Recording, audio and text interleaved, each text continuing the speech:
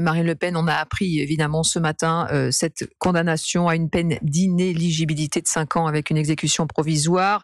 La triple candidate à la présidentielle ne pourra donc pas concourir en 2027. Les juges en ont décidé ainsi. Yvan Riofol sur la condamnation. Pour la démocratie, c'est épouvantable. Vous avez vu qu'en Roumanie, la justice a interdit aux candidats majoritaires, aux candidats favoris de se présenter. Il a même été arrêté. C'est un petit peu ce même processus qui s'est enclenché aujourd'hui.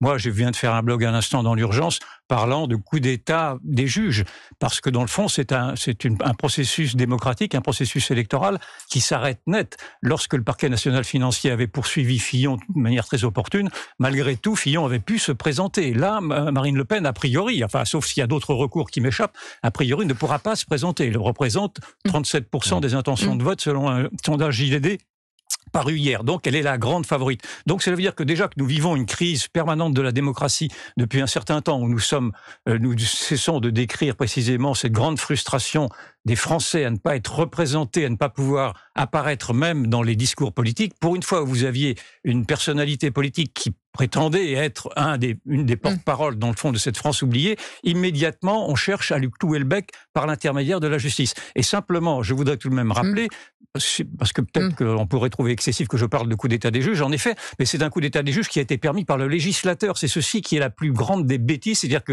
en votant la loi Sapin 2 en 2016, le législateur lui-même a autorisé à se mettre à la merci de ces juges qui maintenant, effectivement, à travers par exemple les réquisitoires infamants contre Sarkozy, montrent qu'ils sont politisés.